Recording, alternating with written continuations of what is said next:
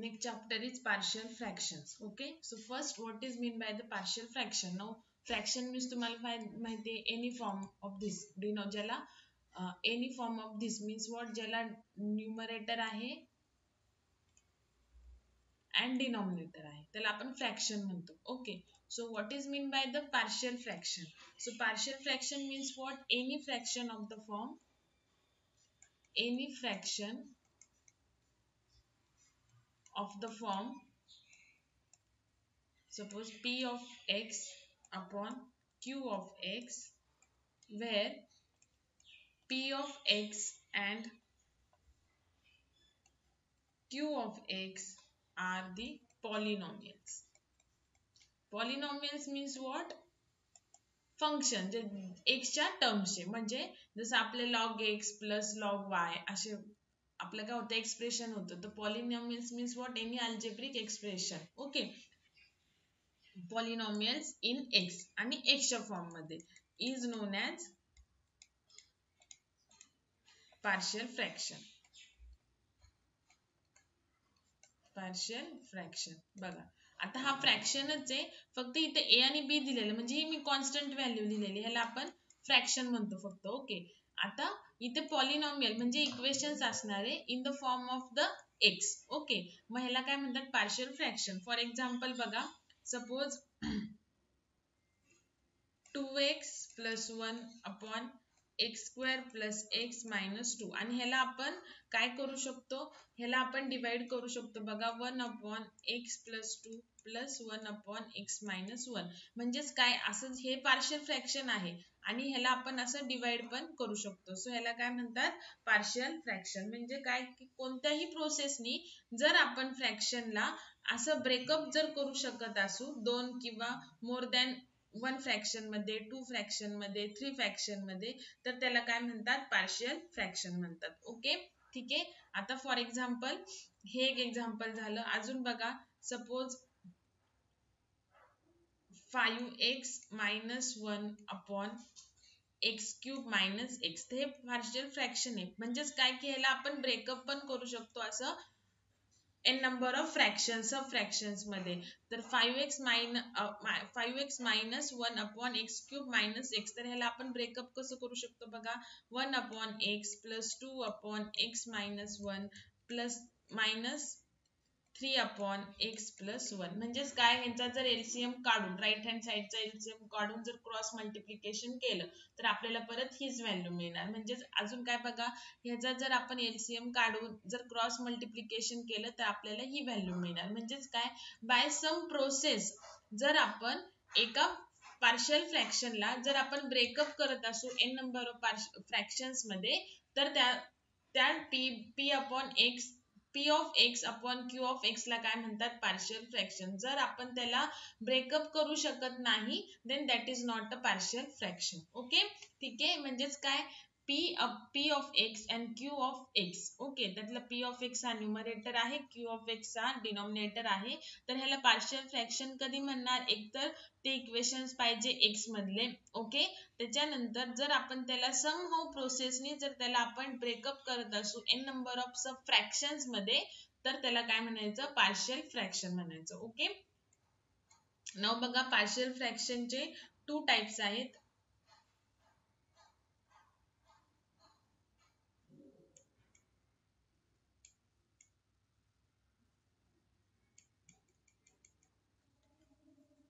partial fraction चे there are 2 types of the partial fraction. First बघा,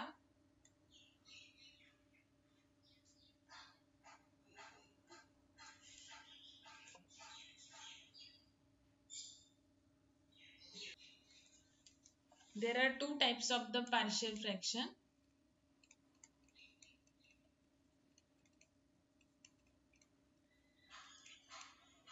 First type है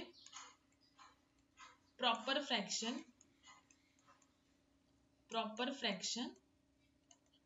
Okay, and second type है improper fraction. Proper fraction and improper fractions.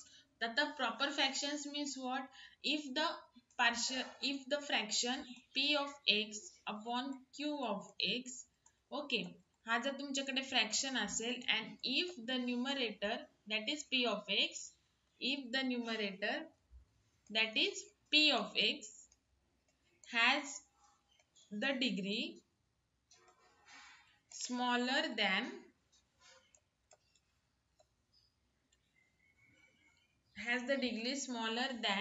denominator that is q of x, then that fraction is called as improper fraction. आता means what बघा की न्यूमरेटरची जी polynomial असेल त्याची degree smaller than पाहिजे than denominator that is q of x, तरच त्या फ्रॅक्शनला काय म्हणतात प्रॉपर फ्रॅक्शन. आता फॉर एक्झाम्पल बघा x upon x square plus 2x plus 3 बघा डिनॉमिनेटरची डिग्री काय हायेस्ट जी x ची टर्म आहे हायेस्ट पॉवरची x ची टर्म ती डिग्री असते. सो इथे बघा दोन x च्या टर्म आहे डिनॉमिनेटरला एक 2x आणि x स्क्वेअर, तर त्यातली हायेस्ट पॉवर कशाला आहे 2a. सो डिनॉमिनेटरची डिग्री 2 झाली आणि न्यूमरेटरची डिग्री काय झाली 1, कारण की x रेस टू काहीच नाही म्हणजे पॉवर 1 आली. सो इथे काय p ऑफ x म्हणजेच काय न्यूमरेटरची डिग्री ही स्मॉलर आहे डिनॉमिनेटर पेक्षा. So this fraction is called as improper fraction. Okay, नाव बघा अजून एक एक्झाम्पल सांगते x minus 1 x minus 2 x plus 3. Okay, आता बघा की इथं स्मॉलर दॅन लिहिलेलं स्मॉलर दॅन और इक्वल टू नाही लिहिलेलं. सो हे पण इम्प्रॉपर प्रॉपर फ्रॅक्शन झालं बघा, कारण की इथली जी पॉलिनॉमियल आहे p ऑफ x ओके न्यूमरेटरचं तर त्याची डिग्री ऑब्विसली 1च आहे. मग इथे तुम्ही म्हणाल की इथे पण 1 1 आहे, पण जेव्हा आपण ह्याला सॉल्व करू तेव्हा बघा x square plus 3x minus 2x minus 6. Okay, so बघा इथं काय येते डिग्री 2 येते, म्हणजेच काय की डिनॉमिनेटरची डिग्री ही ग्रेटर आहे न्यूमरेटर पेक्षा, म्हणजेच न्यूमरेटरची स्मॉलर आहे डिनॉमिनेटर पेक्षा. ओके, सो हे झाले प्रॉपर फ्रॅक्शनचे एक्झाम्पल. जर तुम्हाला आता पार्शियल फ्रॅक्शन जेव्हा आपण सॉल्व करणार आणि जर तुम्हाला प्रॉपर फ्रॅक्शनच आपण पार्शियल फ्रॅक्शनचे एक्झाम्पल सॉल्व करणार आहे आणि त्याच्यामध्ये जर प्रॉपर फ्रॅक्शन असेल तर लगेच आपण जी मेथड आहे पार्शियल फ्रॅक्शन सॉल्व करायची ती अप्लाय करतो, आणि जर इम्प्रॉपर फ्रॅक्शन असेल तर पहिले आपल्याला त्याला कन्व्हर्ट करावं लागतं प्रॉपर फ्रॅक्शन मध्ये. बघा काय सांगितलं मी की पार्शियल फ्रॅक्शन आता आपण सॉल्व करणार आहे एक्झाम्पल, तर पार्शियल फ्रॅक्शन मध्ये त्याचे दोन टाइप्स आहेत. मग जर तुम्हाला एक्झाम्पल प्रॉपर फ्रॅक्शनच आले असेल म्हणजे पार्शियल फ्रॅक्शन तुम्हाला सॉल्व करायला आलं,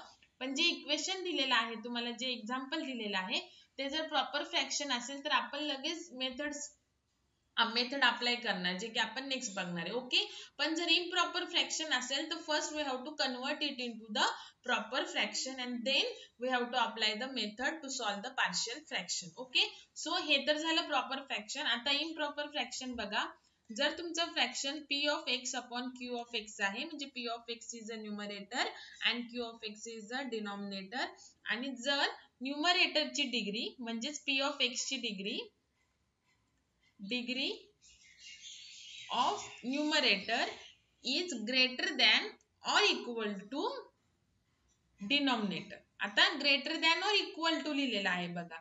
आता इथे बघा फक्त स्मॉलर दॅन म्हणजे न्यूमरेटरची डिग्री स्मॉलर दॅन पाहिजे डिनॉमिनेटर पेक्षा. सपोज इथे x स्क्वेअर आहे आणि इथं पण x स्क्वेअर आहे तर ती सेम येते, तर सेम नाही चालत. प्रॉपर फ्रॅक्शन म्हणजे न्यूमरेटरची स्मॉलच पाहिजे ओके डिनॉमिनेटर पेक्षा, आणि इथे काय आहे की न्यूमरेटरची डिग्री जर ग्रेटर दॅन और इक्वल टू असेल तर. आता फॉर एक्झाम्पल बघा जर मी इथे x स्क्वेअर लिहिलं x square plus 2x plus 3, आता डिनॉमिनेटरची डिग्री 2 आहे आणि न्यूमरेटरची पण 2 आहे, म्हणजे जी न्यूमरेटरची डिग्री 2 आहे which is equal to denominator, म्हणजे हे झालं improper fraction. Okay, now next बघा x cube upon x square minus 1. आता इथं न्यूमरेटरची डिग्री 1 आहे आणि सॉरी 3 आहे न्यूमरेटरची डिग्री आणि डिनॉमिनेटरची किती आहे 2 आहे, म्हणजेच काय न्यूमरेटरची डिग्री ही ग्रेटर दॅन आहे आणि इकडे इक्वल आहे, म्हणजे हे जे दोन फ्रॅक्शन झाले पार्शियल फ्रॅक्शन झाले ते काय झाले इम्प्रॉपर फ्रॅक्शन. मग इम्प्रॉपर फ्रॅक्शन जर तुम्हाला सॉल्व करायला आले तर first we have to convert it into the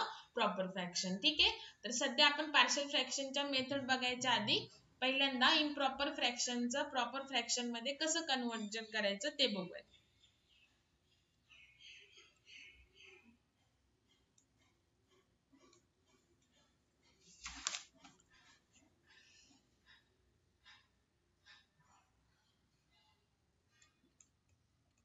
Steps to convert improper fraction to proper fraction. म्हणजे आपल्याला improper fraction means what? Numerator ची डिग्री ही ग्रेटर दॅन और इक्वल टू जर डिनॉमिनेटर असेल तर त्याला आपल्याला प्रॉपर फ्रॅक्शन मध्ये कन्वर्ट करायचं आहे. म्हणजे आपल्याला न्यूमरेटर ची डिग्री ही लेस करायची आहे दॅन दी डिनॉमिनेटर. आता ते कसं करायचं बघा. सपोज तुम्हाला partial fraction p of x upon q of x दिलेलं जर असेल तर तुम्हाला त्याचं कन्वर्जन असं करायचं आहे बघा. Quotient plus remainder upon divisor. Okay. आणि म्हणजेच आपण काय म्हणू शकतो की इथे तुम्हाला पॉलिनॉमियल मिळणार बिकॉज कोशंट एकच टर्म आहे आणि त्याला डिनॉमिनेटर काहीच नाहीये. सो आपण त्याला फ्रॅक्शन नाही म्हणू शकत. पॉलिनॉमियल मिळणार आणि हे जे रिमाइंडर अपॉन डिवायझर असेल तर ते काय असेल तुमचं प्रॉपर फ्रॅक्शन असेल. म्हणजे रिमाइंडरची डिग्री ऑब्विसली डिवायझर पेक्षा काय येणार आहे? लेस येणार आहे.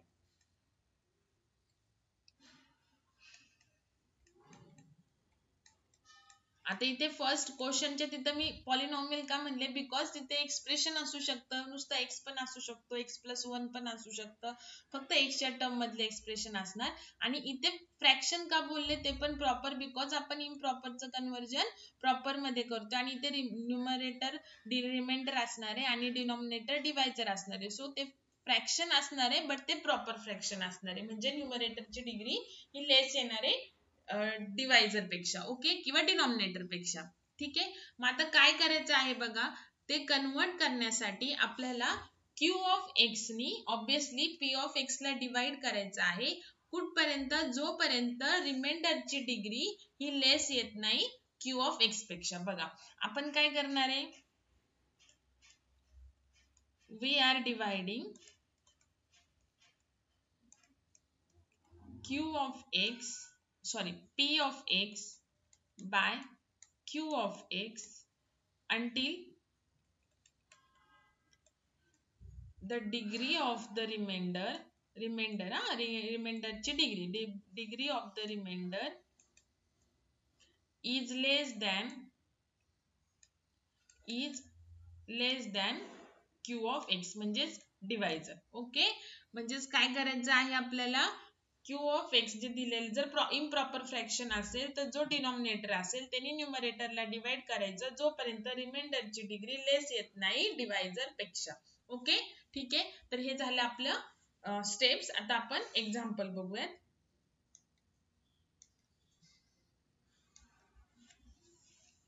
आता स्टेप्स बघ. एक्झाम्पल बघा. इम्प्रॉपरचं प्रॉपर मध्ये कन्वर्ट करायला x³ अपॉन x² मायनस 1. बघा आता x³ म्हणजे न्यूमरेटरची डिग्री 3 आहे आणि डिनॉमिनेटरची 2 आहे. म्हणजेच हे कोणतं झालं? इम्प्रॉपर फ्रॅक्शन झालं because numerator degree is greater than the denominator. Okay. So आता ह्याच्यामध्ये आपल्याला काय करायचं आहे.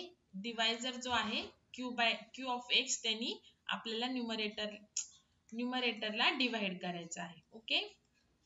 कुठपर्यंत? जोपर्यंत रिमाइंडरची डिग्री लेस येत नाही ह्या डिवायझर पेक्षा. सो हा काय झाला?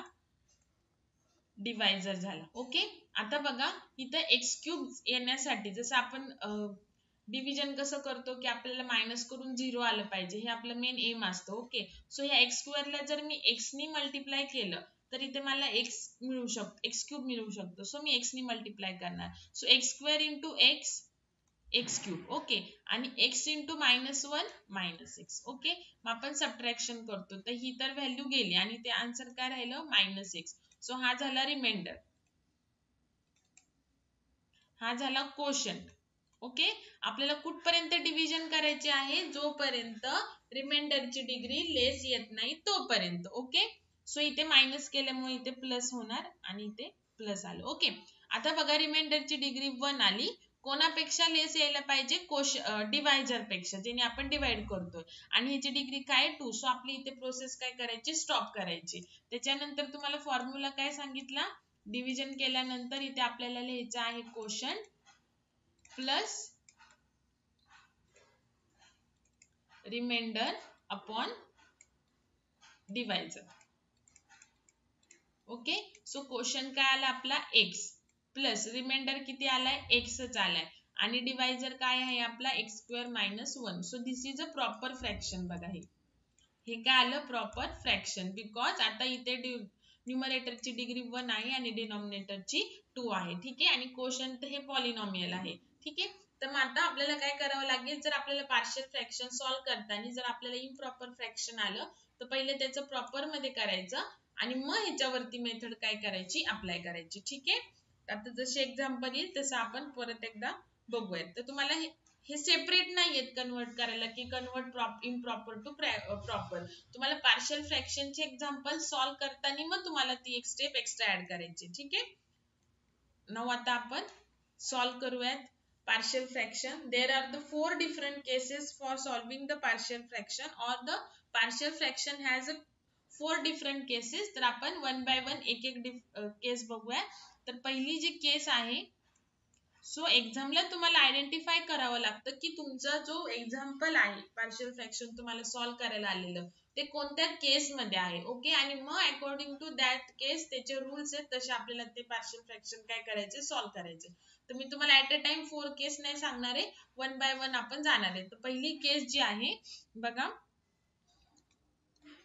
when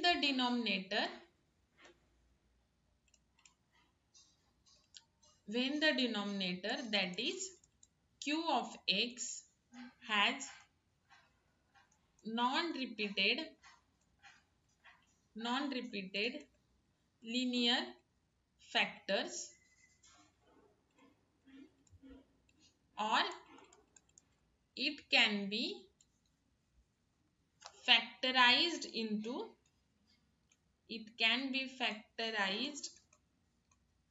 into distinct linear factors.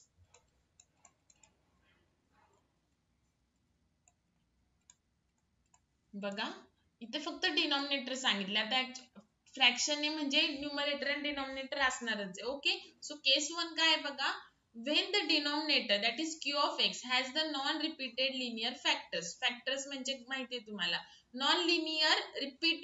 non-repeated linear factors म्हणजे काय डिनॉमिनेटरला ऑलरेडी फॅक्टर्स दिलेले असतील आणि ते नॉन रिपीटेड म्हणजे काय युनिक आहेत म्हणजे डबल नाहीये म्हणजे असं नाहीये की सपोज वर x minus 1 असं नाहीये फॅक्टर्स आहेत पण ते नॉन रिपीटेड आहे म्हणजे युनिक आहे म्हणजेच काय डिस्टिंक्ट आहे. एक तर तुम्हाला फॅक्टर्स ऑलरेडी दिलेले असतील किंवा तुम्हाला ते काढावे लागतील. आता बघा for example x plus 1 x plus 3 आणि x minus 2 दिलं तर बघा डिनॉमिनेटरला 2 फॅक्टर्स आहेत आणि ते नॉन रिपीटेड आहे. So it is in case 1 आणि परत चेक करायचं की पहिल्यांदा केस कोणती त्याच्या आधी पण काय चेक करायचं की ते प्रॉपर आहे की इम्प्रॉपर आहे. तर इथे x ची डिग्री काय 1 आहे आणि इथे जर आपण मल्टिप्लिकेशन करून सॉल्व्ह केलं तर काय येते डिग्री 2 येते. So it is a proper fraction. Now check करायचं डिनॉमिनेटरला फॅक्टर्स आहेत आणि ते नॉन रिपीटेड आहेत म्हणजे डिस्टिंक्ट आहे युनिक आहेत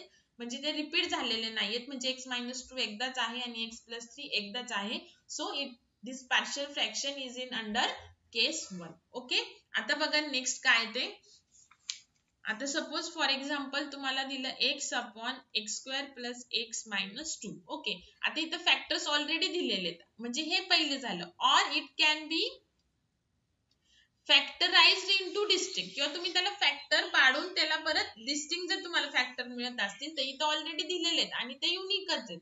सो नॉन रिपीटेड लिनियर आलंच आहे. आता हे पार्शियल फ्रॅक्शन बघा डिनॉमिनेटर फक्त कन्सिडर करायचा.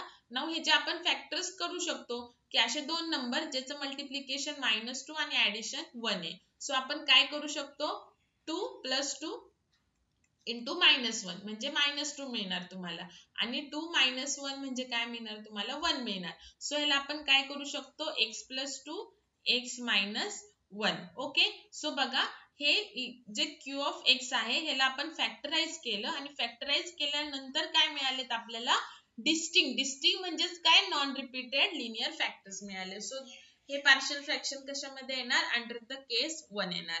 ठीक आहे तर दोनच असतील असं नाहीये फॅक्टर मोर दॅन दॅट पण असू शकतात. सपोज x plus 1 दिलं तर हे 3 फॅक्टर झाले आणि तिन्ही पण युनिक झाले नॉन रिपीटेड झाले डिस्टिंक्ट झाले. So this partial fraction is under case 1. Okay, आता जर केस 1 मध्ये आलं तर ते कसं सॉल्व्ह करायचं, बघा. आता ते केस 1 मध्ये आल्यानंतर p of x upon q of x. जर केस 1 आहे तर a upon first factor compulsory plus minus जे असेल ते b अपॉन सेकंड फॅक्टर, प्लसच करायचं आहे आपल्याला, प्लस मायनस नाही, प्लसच करायचं आहे सगळीकडे, c upon third factor and so on. जेवढे फॅक्टर्स असतील आणि ते युनिक आणि जर डिस्टिंक्ट, युनिक, नॉन रिपीटेड असतील तर तुम्हाला ही प्रोसेस काय करायची, अप्लाय करायची. ओके, आता फर्स्ट एक्झाम्पल बघा. असं क्वेश्चन येतो बघा तुम्हाला, रिझॉल्व इनटू पार्शियल फ्रॅक्शन. काय येतं, रिझॉल्व इनटू पार्शियल फ्रॅक्शन असं तुम्हाला क्वेश्चन येतो. ओके, तर मग आता तुम्हाला एक्झाम्पल दिले, x+1 upon x+3 into x-2. ठीक आहे, आता हे प्रॉपर फ्रॅक्शन तर आहेच आहे, बट ह्याच्यामध्ये दोन फॅक्टर आहेत आणि दोन्ही पण नॉन रिपीटेड आहेत. So it is in under case 1. तर ते कसं सॉल्व्ह करायचं बघा. ह्याला सॉल्व्ह करण्यासाठी तुम्हाला परत आन्सर मध्ये लिहायचे, हा क्वेश्चन येणार, let x+1 upon x+3 into x-1 is equal to, तुम्हाला सांगितलं की a upon first factor plus b upon second factor, दोनच फॅक्टर आहे. सो हे झालं तुमचं कम्प्लीट. ओके, नाव काय करायचं, एलसीएम घ्यायचं. ओके, म्हणजे एलसीएम घ्यायचं आणि किंवा दोन्ही साईडला x+3 आणि x-2 नी काय करायचं, मल्टिप्लाय करायचं.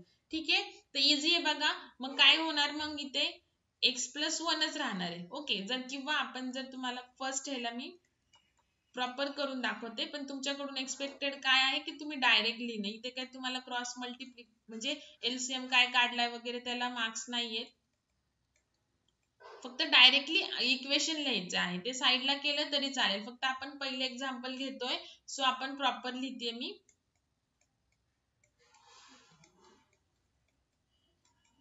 ठीक आहे, हे झालं. मग हे कट होणार, बरोबर ना. सो आपला आन्सर म्हणजे पुढची स्टेप काय येईल, x+1 is equal to a into x-2 plus b into x+3. तर तुमच्याकडून ह्या स्टेप नंतर काय अपेक्षित आहे, ही स्टेप अपेक्षित आहे. ओके, बिकॉज हे कटच होते, एलसीएम दोन्ही साईडला जर सेम असेल तर आता ही साईड इकडे डिवाइड आहे, इकडे गेल्यावर मल्टिप्लाय होणार, आणि इकडे डिवाइड, इकडे गेल्यावर मल्टिप्लाय, मग ते कटच होणार आहे. ओके, सो ह्याला इक्वेशन 1 द्यायचं. ठीक आहे, आणि मग त्याच्यानंतर दोन्ही साईडला एलसीएम काढून क्रॉस मल्टिप्लिकेशन करून तुम्हाला हे प्रॉपर आहे, हे आन्सर मिळेल. ओके, त्याच्यानंतर हे इक्वेशन 2 आहे. ठीक आहे, आता एकदा मी रफ करून हे परत एकदा लिहिते बघा. काय एक्झाम्पल होतं, लेट एक्झाम्पल लिहिते, आता डायरेक्ट सॉल्व्ह करायला लागते. x+3 x-2 is equal to काय करणार तुम्ही, a upon first factor plus b upon second factor. Okay, कोणताही लिहा तुम्ही, पहिला दुसरा काहीच फरक पडत नाही. त्याच्यानंतर नेक्स्ट बघा, आता डिवायडिंग अँड मल्टिप्लाइंग ते लिहायचंच आहे. त्याच्यानंतर तुम्हाला काय मिळेल, एलसीएम काढल्यानंतर क्रॉस मल्टिप्लिकेशन केल्यानंतर x-2 plus b into x+3. Okay, now हे तुमचं इक्वेशन 1 आणि हे इक्वेशन 2. आता तुम्हाला a आणि b च्या व्हॅल्यू फाइंड आउट करून त्या इथे टाकायच्या आहेत, म्हणजे तुम्हाला काय मिळणार आहे, तुम्ही तुमचं जे फ्रॅक्शन दिलेलं आहे त्याला तुम्ही रिझॉल्व करणार आहे पार्शियल फ्रॅक्शन मध्ये. ओके, सो बघा आता पुट काय करायचं, तर पुट काय करायचं बघा, x-2 आहे, -2 आहे ना, तर +2 करायचा एकदा x ची व्हॅल्यू, आणि दुसऱ्यांदा काय करायची, इथं फॅक्टर बघायचा, x+3 आहे, 3 प्लस आहे ना, सो -3 पुट करायचा. सो पहिल्यांदा put x is equal to 2 in equation 2. ओके, आता तुम्हाला काय मिळेल बघा, x च्या जागी 2 म्हणजे 2 + 1, तर a into 2 - 2 plus b into 2 + 3, म्हणजे इथं काय आलं, हे तर 0 राहील आणि इथं काय 5b आलं. ओके, सो b चा आन्सर काय येणार बघा, 5/3, सॉरी 3/5 येणार. फक्त तुमचे a आणि b च्या व्हॅल्यू चेंज होते. आता कोणी कोणी काय करेल, a/x-2 लिहिल प्लस b/x+3, तर काहीच हरकत नाही, ज्याचं जसं तुम्हाला जो फॅक्टर पहिला घ्यायचा आहे तो तुम्ही घेऊ शकता. ठीक आहे, पण मग फक्त तुमचे ए आणि बी च्या व्हॅल्यू इंटरचेंज होतील, पण त्यांनी काहीच फरक पडत नाही. ठीक आहे, तर हे आलं तुमचं b is equal to 3/5.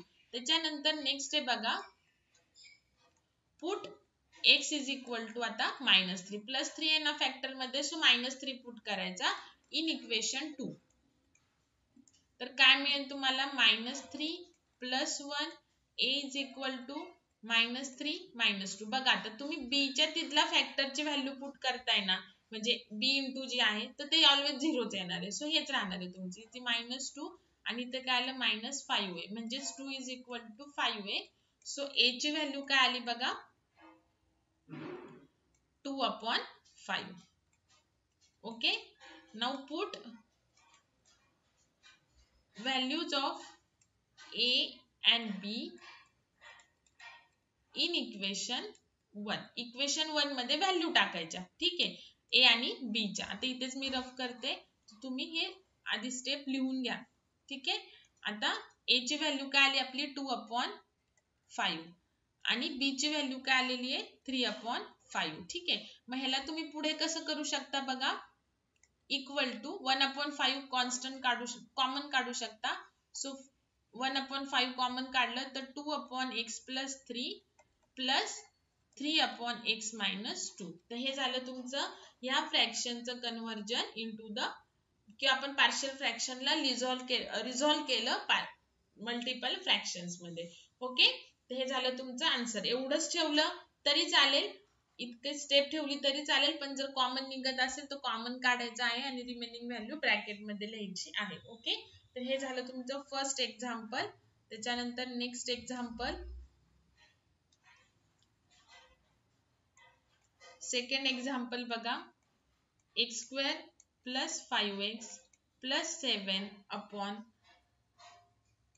x - 1 x + 2 आणि x + 4. ओके, सो आपण काय करणार, late x² + 5x + 7 x - 1 x + 2 x + 4 equal to 3 factors आहेत. सो सी पण येणार आता ह्याच्यामध्ये, x - 1 + b/x + 2 + c/x + 4. This is equation number 1. Okay, now put, sorry, equation काय मिळेल आपल्याला, x² + 5x + 7. आता व्यवस्थित लक्ष द्या. आता a च्या एलसीएम काढल्यानंतर, एलसीएम तर हा निघणार आहे आपला, सो a च्या खाली फक्त x - 1 आहे, मग हे दोन्ही पण फॅक्टर्स काय होतील, मल्टिप्लाय होतील. x + 2 x + 4 plus b into त्याच्या, म्हणजे b घेतोय ना आपण, तर b चा जो डिनॉमिनेटर आहे तो सोडून बाकीचे फॅक्टर्स मल्टिप्लाय करायचे बघा, into plus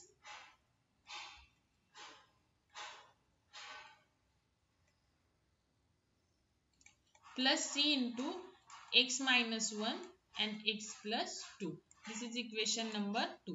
Okay, now put x is equal to, बघा a च्या खाली x - 1 आहे, so x is equal to 1 put केला. ठीक आहे, तर बघा आपल्याला a ची व्हॅल्यू मिळणार आहे. सो 1 जर पुट केलं x is equal to, तर 1 + 5 + 7 इक्वल टू, बघा इथं 1 - 1 0 होणार आहे b ची टर्म, आणि c ची टर्म पण 0 होणार आहे. सो फक्त a ची राहिली. सो a इथे काय करणार आपण, 1 टाकणार, तर 1 + 2 आणि 1 + 4. सो काय आलं इथं 12 13 इक्वल टू a इंटू 3 + 5, म्हणजे 13 is equal to 15a. Okay, so answer काय आलं, a is equal to 13/15.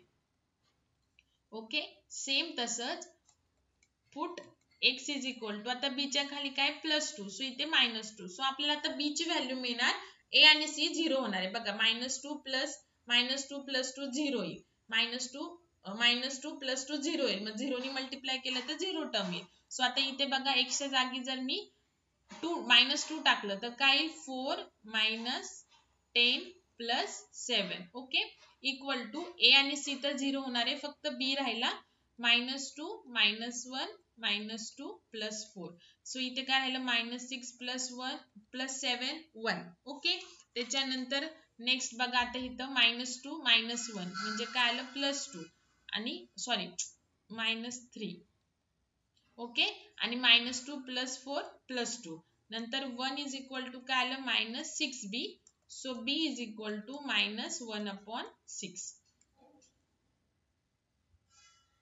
-1/6 okay now next आता c च्या खाली काय आहे x + 4 आहे so put x is equal to -4 मग -4 जर इथे टाकलं इक्वेशन 2 मध्ये टाकायचे इन इक्वेशन 2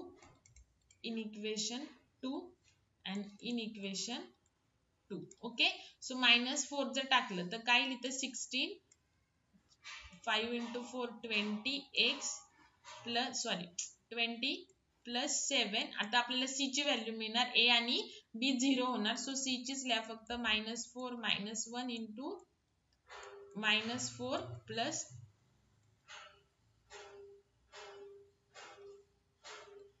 बघा इथं 16 -20 plus 7 equal to c into -4 -1 त्याच्यानंतर -4 plus 2 तर इथे किती आलं -4 plus 7 म्हणजे 3 आलं त्याच्यानंतर इथे -5 -2 सो 3 is equal to काय आलं 10c so c is equal to 3/10 is your answer okay आता ही व्हॅल्यू आपण एबीसी च्या व्हॅल्यू इक्वेशन 1 मध्ये पुट करायच्या ठीक आहे सो आता मी ते डायरेक्टली लिहिते आन्सर इक्वेशन 1 मध्ये पुट करणार आहे सो आपला डायरेक्ट फायनल आन्सर बघा आता ए ची व्हॅल्यू काय आली 13/15 बी ची व्हॅल्यू काय आली -1/6 आणि ह्याची काय आली 3/10 तर ह्याला पुढे बघा आपण आता काहीच कॉमन निघणार नाहीये सो 13/15 into x - 1 आता इथे प्लस मायनस मायनस होणार -1/6 into x + 2 आणि plus 3/10 into x + 4 is your answer ठीक आहे now next example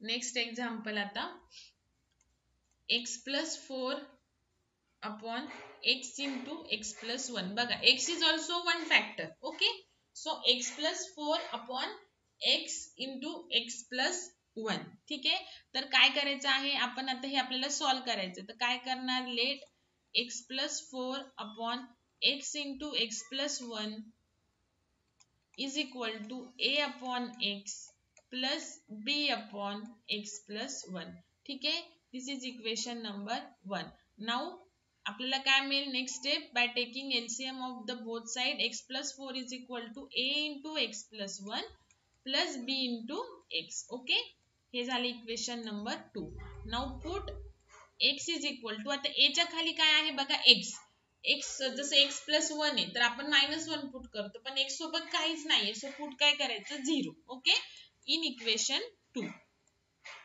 so 0 + 4 equal to बघा b into 0 0 येणार आहे सो फक्त a ची व्हॅल्यू मिळणार आपल्याला 0 + 1 सो a ची व्हॅल्यू काय आली आपल्याकडे 4 आली ओके नाउ नेक्स्ट बघा आता put x is equal to आता b च्या खाली x + 1 आहे सो -1 इन इक्वेशन 2 तर काय मिळेल -1 + 4 equal to a into -1 + 1 ते तर 0 येणार आहे plus b into -1 okay so इथे काय आलं 3 is equal to हा 0 आला फक्त काय आलं -b सो b ची व्हॅल्यू काय आली -3 आली okay now put the values of a and b in equation 1 मग इक्वेशन 1 मध्ये जर आपण व्हॅल्यू टाकल्या तर आपला आन्सर काय येणार आहे बघा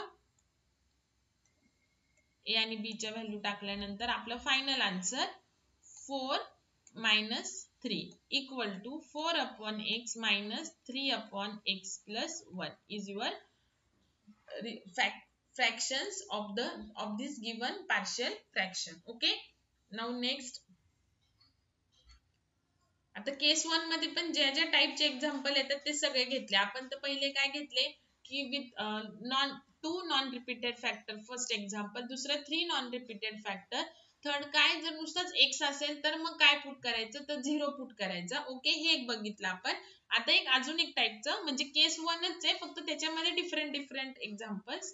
x प्लस 18 अपॉन x मायनस 3 आणि 2x प्लस 1. आता बघा दोन्ही पण फॅक्टर्स आहेत आणि ते काय आहेत नॉन रिपीटेड आहे, सो केस 1 आहे. ओके, सो आता कसं करायचं बघा, लेट इथेच लिहिते आता, let this partial fraction equal to a upon x minus 3 plus b upon 2x plus 1. Okay, so by multiplying LCM इथं काय x प्लस 18 is equal to a into 2x plus 1 plus b into x minus 3. Okay, this is equation 1, this is equation 2. Okay, now बघा put x is equal to b च्या खाली a च्या खाली काय x minus 3, so put काय करणार 3 put करणार in equation 2. So आपल्याला a ची व्हॅल्यू मिळेल. ओके, सो 3 प्लस 18, a ची व्हॅल्यू मिळणार, b तर 3 मायनस 3 तो 0 होऊन जाणार. सो a ची व्हॅल्यू काय मिळेल 3 इंटू 2 इंटू 3 6 प्लस 1. सो इथं काय आलं 21 plus 7a. Okay, so a ची व्हॅल्यू काय आली 27 अपॉन 7, सॉरी 21 अपॉन 7 म्हणजे काय आली 3 आली. ओके, नऊ आता मेन राहिले हा फॅक्टरची व्हॅल्यू काय पुट करायची, जसं मी तुम्हाला सांगितलं x असेल तर 0 पुट करायचा. आता बघा put x is equal to, तर साईडला बघा 2x plus 1 is equal to 0. ठीक आहे, मी इथे पण आपण तसंच करतो, काय करतो x minus 3 is equal to 0 म्हणजेच आपल्याला x इज इक्वल टू 3 मिळतं. ओके, पण इथे बघा आता काय करणार 2x is equal to -1 then x is equal to -1 upon t. तर हे आपण -1 अपॉन 2, तर हे आपण मॅन्युअली पण करू शकतो. ठीक आहे, सो 2x प्लस 1 असेल तर आपण पुट काय करणार, हा जो मधला जो सेकंड टर्म आहे तर ती प्लस असेल तर मायनस साइन द्यायचं आणि that term upon the coefficient of the x. Okay, in equation 2 तर काय मिळेल बघा -1 अपॉन 2 प्लस 18 इक्वल टू, आता a कसा 0 होतो बघा 2 into -1 upon 2 plus 1 plus b into -1 upon 2 -3. तर हे किती येईल -1 36 अपॉन 2 इज इक्वल टू, हे बघा 2 गेले तर -1 प्लस 1 0 होतं, सो a. फक्त लक्षात ठेवायचं की तुम्ही b च्या खालचं जर x टाकत असेल तर a 0 होणार, म्हणजे जे रिमेनिंग आहेत a b c जे a c जे असेल ते 0 होऊन जाणार. ठीक आहे, तर इथे काय येईल बघा -1 -6 अपॉन 2. ओके, सो बघा इथे काय येईल 35 upon 2 is equal to -7 b upon 2. तर हा 2 जाईल आणि मग काय येईल आन्सर बघा b इक्वल टू 35 अपॉन -7 म्हणजेच b इज इक्वल टू काय आलं -5 आलं. काय आलं b इज इक्वल टू -5 आलं.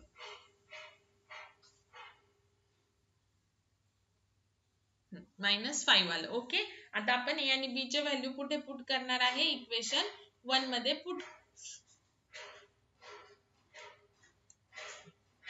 इक्वेशन 1 मध्ये काय करणार आहे आपण a आणि b च्या व्हॅल्यू काय करणार आहे पुट करणार आहे इथे फायनल आन्सर साठी. सो a ची व्हॅल्यू 3 आणि b ची -5, सो इथे काय येणार मायनस आणि इथे आलं 5. ठीक आहे, तर हे झालं तुमचं केस 1 मध्येच एक थोडा डिफरंट टाईपचा फॅक्टर झाला. ओके, आता नेक्स्ट केस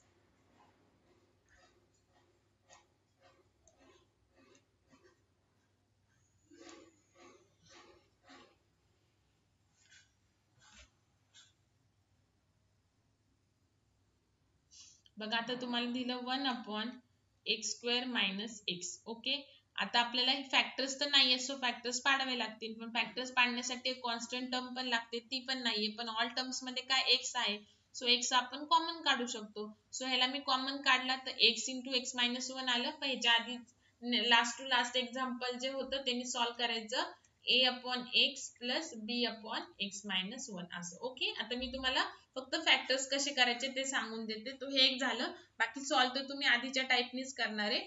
त्याच्यानंतर नेक्स्ट बघा आता, सपोज तुम्हाला दिलं मी 5x minus 1 upon x square minus 5x minus 6. तर बघा आता इथे काय करणार तुम्ही, फॅक्टर्स पाडणार आधी. ओके, सो असे दोन नंबर ज्याचं मल्टिप्लिकेशन -6 आणि ऍडिशन काय येईल -5 येईल. तर काय येईल ह्याचं आन्सर,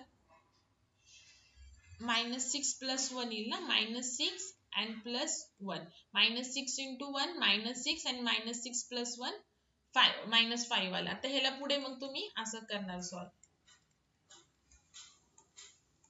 ओके, मग बाकीची प्रोसेस सेम आली. असे वेगळ्या टाईपचे मी तुम्हाला घेतेय. त्याच्यानंतर नेक्स्ट बघा, x plus 1 x square plus 1 upon x into x square minus 1. X into x square minus 1. तर कसं करणार बघा, आता हा तर लिनियर फॅक्टर नाहीये, जिथे आपल्याला काय पाहिजे, एक्सची जी पॉवर आहे ती 1च आली पाहिजे. ओके, सो एक्स तर हा आहे, पण एक्स स्क्वेअर मायनस 1 ला तुम्ही ह्या फॉर्म्युलाने करू शकता बघा, ए स्क्वेअर मायनस बी स्क्वेअर. हे सगळे आपले स्कूलमध्ये झालेले फॉर्म्युले आहेत, ए मायनस बी ए प्लस बी.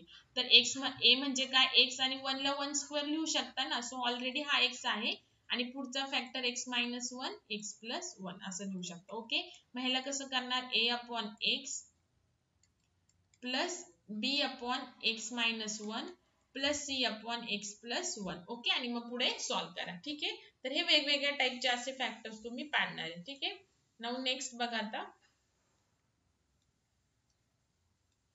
पुढचे सॉल्व तर आपण सेम वेनीच करायचं आहे जे तुम्हाला सांगितलं.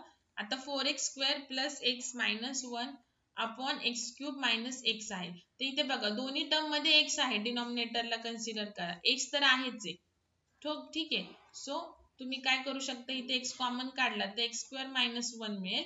परत त्याला पुढे कसं रिझॉल्व्ह करू शकता, परत ह्या एक्स स्क्वेअर मायनस 1 ला एक्स मायनस 1 एक्स प्लस 1 लिहू शकता. म्हणजे आपले लिनियर आणि डिस्टिंक्ट फॅक्टर झाले. सो ह्याला आता A upon X plus B upon X minus 1 plus C upon X plus 1 असं लिहू शकता. Okay, as simple as that. Okay, ठीक आहे, तर हे झालं तुमचं फॅक्टर्स वेगवेगळ्या टाईपचे. आता एक एक्झाम्पल सॉल्व करते, थोडंसं वेगळा पॅटर्न आहे केस 1 मधलाच.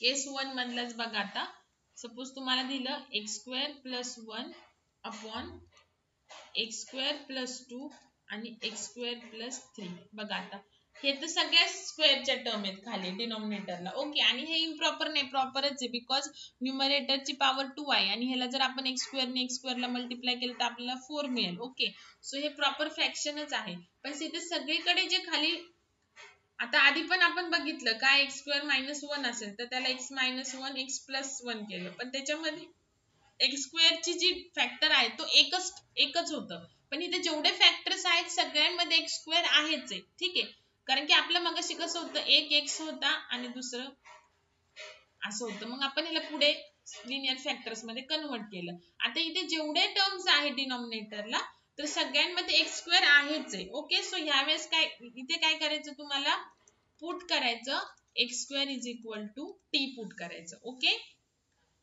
मग टी पुट केल्यानंतर आता टी मध्ये लिहायचं आहे, कसं येणार मग, t plus 1 upon t plus 2 into t plus 3 येणार. ओके, नाऊ इथे तुम्ही ए अपॉन टी प्लस 2 करणार plus B upon t plus 3 करणार. ओके, त्याच्यानंतर नेक्स्ट बघा आता काय करणार तुम्ही, एलसीएम आपलं प्रॉपर आता तेच, फक्त एक्स च्या ऐवजी टी आहे तर टी ची व्हॅल्यू काढून घेणार तुम्ही. ओके, सो पुट पहिल्यांदा टी इज इक्वल टू एच्या खाली प्लस टी आहे म्हणजे -2 पुट करणार. So -2 plus 1 is equal to a into -2 plus 1 काय येईल 1 आणि हे तर बी तर 0 येईल. सो ए ची व्हॅल्यू काय आली बघा, -2 प्लस 1 -1 म्हणजे ए ची व्हॅल्यू काय आली तर -1 आली. ओके, नाऊ नेक्स्ट बघा आता इक्वेशन 1. सपोज आता नेक्स्ट बघा, put t is equal to काय येईल इथं b च्या खाली +3 आहे म्हणजे -3. सो -3 + 1 म्हणजे आता a काय येईल 0 येईल फक्त b. So b is equal to -3 + 2. So इथे आलं -2 आणि -b म्हणजे -1 राहिले. So b is equal to काय आला +2 आला. तर आपण ह्या व्हॅल्यू कुठे टाकल्या आता इक्वेशन 1 मध्ये टाकल्या. तर काय मिळेल आपल्याला t + 1 t + 2 t + 3 is equal to -1 किंवा मी ह्यालाच मायनस साइन देऊन देते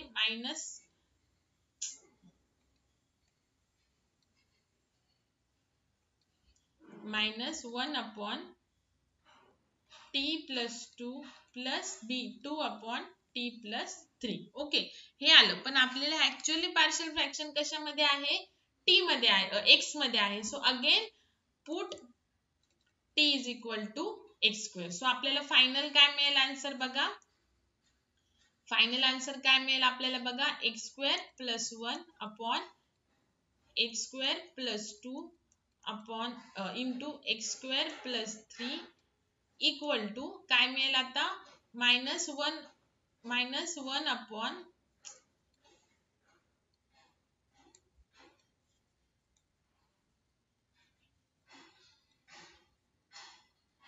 काय मिळेल answer -1 upon x² + 2 + 2 upon x² + 3. तर हे झालं तुमचं आन्सर. ठीक आहे, तर हे तुम्हाला मिळणार आहे असं. म्हणजे जर x² चे ऑल फॅक्टर्स असतील x² याच्यामध्ये तर तुम्ही काय करणार x² equal to t's put केलं असं काही नाही. तुम्ही p पुट करा q पुट करा मग त्या व्हॅल्यू काढा आणि मग परत रिप्लेस करा that variable equal to x² नी. ठीक आहे, तर हे झालं तुमचं आन्सर. जर नाही कळालं तर मेसेज करा, मी परत एकदा एक्सप्लेन करेल तुम्हाला. ठीक आहे, आता सपोज जर तुम्हाला डिवायझर किंवा q ऑफ x जर x² - 4 आला तर तुम्ही कसं करणार x - 2 x + 2 असं करणार. ओके, ठीक आहे, तर हे झालं तुमचं केस 1. आता हे एक्झाम्पल आपण सॉल्व्ह केले. आता मी तुम्हाला एक्झरसाइजला पण एक्झाम्पल देते. तर आज इव्हनिंग पर्यंत ते सगळे फिनिश करा, मग आपण नेक्स्ट लेक्चरला नेक्स्ट टाइप स्टार्ट करू.